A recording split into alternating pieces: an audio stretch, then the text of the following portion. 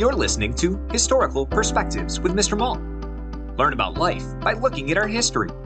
Teachers, for more information about historical perspectives, search Mr. Malt's Marketplace on Teachers Pay Teachers or at mrmaltmarketplace.com. Happy learning!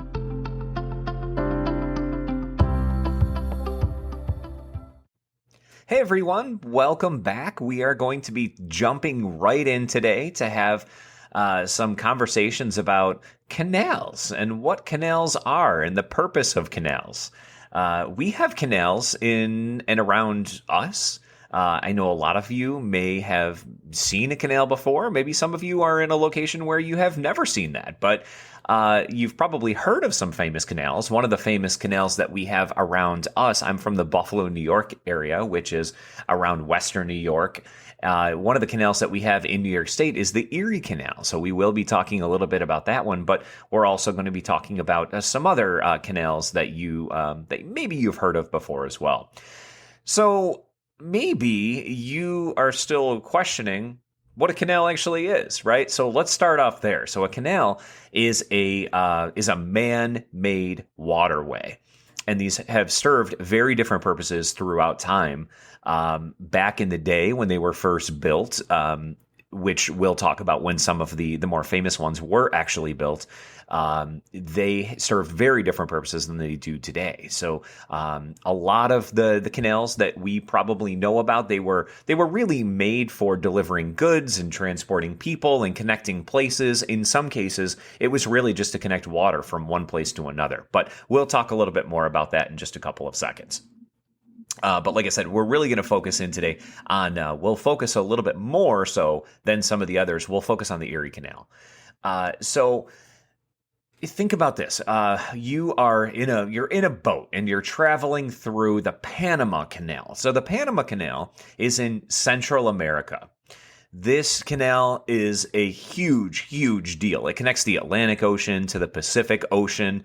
And before it was built, ships had to go all the way around the bottom of South America to get from one side of the Americas to the other. So that trip in itself it could have been weeks. The Panama Canal changed all that in 1914. So this was when it was opened, 1914, and it was a way to make travel easier. So it cut down the travel time to just hours. So instead of having to go all the way around via boat, they could go straight through. So once again, that was the Panama Canal, and that was built in 1914. So over in Egypt, there's also another canal that maybe you've heard of before, and it's called the Suez Canal. This canal is a huge time saver too. So just like some other canals that we have that we are going to be learning about, this one was to cut down the travel time for boats. Just like the Panama Canal as well. So instead of going all the way around Africa, ships were now able to cut through to travel through between Europe and Asia. And so that is very similar to the Panama Canal as well. So this canal, the Suez Canal, was actually finished in 1869. So this one's even older. So just to compare the two, right? So we had the Panama Canal that was finished in 1914, and the Suez Canal, it was finished in 1869. Canals like these two were built to connect places and to save time and to make transportation even more efficient, right? So it's making it quicker for people to get from one place to another. That's exactly what the Erie Canal did for America all the way back in the 1800s as well, which we'll talk about in just a couple of seconds. So Erie Canal, let's talk about the construction first of all, right? So it's next level impressive. It is a really cool canal for a few different reasons. So imagine this, you're living in the early 1800s before planes and trains and cars. And if you wanted to get stuff like wheat, or if you needed wood or the lumber to build a house, or you needed to get to farms in the countryside, and you wanted to get those the foods that were being grown on farms. If you wanted to get those from the countryside to bigger cities like New York City, it wasn't easy. Now, think about this, right? So we all know about vegetables and we know about crops. They don't last a super long time. So once they're picked, time is of the essence, right? Time is very important to us. So we needed a faster way to get those goods, especially that fresh produce, the things that were growing in New York State. You needed to get those from the countryside and from the farms to those bigger cities across the state. It wasn't easy, and we needed to figure out a better way to do it. And roads, not really great. It took a long time to get from one place to another just with horses and on those roads. So that's where the Erie Canal, that's where it comes in at this point. So here is the really cool part about this, that many people through out the state of New York at the time, they thought, well, why don't we build a canal? A lot of people actually thought that this was impossible. Many people were like, yeah, there's no way. How are we going to build a waterway that spans the entire length of New York State? It was huge, a huge, huge project. It stretches 363 miles. It was connecting from Albany to Buffalo. And just as I mentioned in the very beginning here, so Albany is right on the Hudson River, okay? And Buffalo, which, again, like I said in the beginning, is where I'm near, it's kind of ends here, right? So, or I guess maybe starts here as well. It depends on which way you look at it. So going from one side of the state to the other, from Albany to Buffalo. But once that waterway got down to the Albany area, it connected to the Hudson River. So that water was traveling all the way through, and once a boat would get to the Hudson River, the boat would hop on the Hudson River and then go down to the rest of the state. So there were a lot of options here of where these boats were actually where goods could be traveling to around the state. So crews started digging the Erie Canal in 1817, and they were mostly doing this by hand with shovels and dynamite, and they actually finished 8 years later. So once again, just to be clear here, so they started digging that in 1817. The Erie Canal was started in 1817. It was done by hand mostly, and they finished 8 years later in 1825. So this is actually pretty cool. They called this in the very beginning, and some people still do call it this as well, the Erie Canal was called Clinton's Big Ditch, because New York's governor was DeWitt Clinton. He was the guy who believed in this really kind of crazy idea at the time.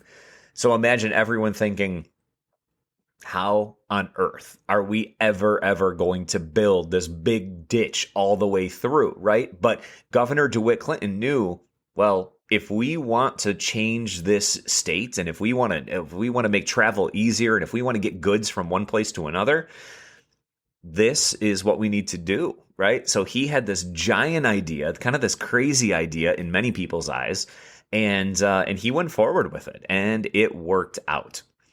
So once the Erie Canal opened, it was completely transforming, not just for New Yorkers, but really for a lot of people in America, because this was really one of the first times that a big canal had been built to travel between two places in a state that otherwise didn't have a lot of waterways. For starters, trade was much easier, right? So we mentioned this already, but farmers were able to bring their crops and to get them to New York City. Now, you probably know that New York City, even back in the day, was a very, very busy port. It was a very busy place, as it is today. There were a ton of people there. So now these farmers, who were really only selling their goods or trading their goods to people who were local, this opened up all new doors for these farmers. They were able to get their goods and their crops. They were able to get them to so many more people, which, think about what that did for the farmers too, right? They were making a lot more money. They were getting things that they had never had before. So really cool stuff. It was opening a lot of doors for those farmers and for merchants and for a lot of other people who were looking to trade and make more money. So the business was booming for sure. Cities along the canal, they boomed too. Buffalo and Rochester and Syracuse, all of these cities became very important stops on the Erie Canal. It wasn't just, though, about moving goods. The canal also helped people move from one place to another. Families, they started heading to different locations, right? So that waterway made it easier for families to move. So instead of being in just a few places across the state, they were actually now traveling to all new places and setting up in new towns and in cities along the way. So really cool, not just for those farmers, like we mentioned. It was big for the farmers, but also it was big for families as well, looking for maybe some new opportunities, and it was an easier way to travel. And remember, it was called Clinton's Big Ditch.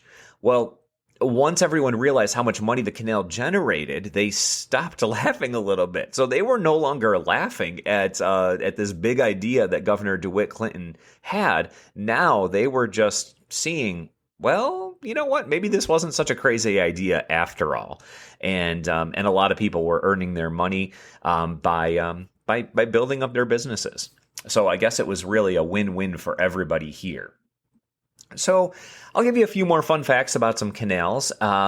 First of all, the Erie Canal, along with some other canals, mule teams pulled boats in the very beginning. Because think about it, today we have motors on boats, right? And that was not the case back in the 1800s. So mules would pull the boats. There was a path built directly next to the canal, and there would be a long rope attached to the boat, and mules would swap on and off, so it wasn't the same mule all the time. They were pulling the boat down the canal, up and down the canal, I should say. And it was slow, but it was definitely, it worked, and it was much faster than the horses that were on those roads, like we mentioned a bit earlier.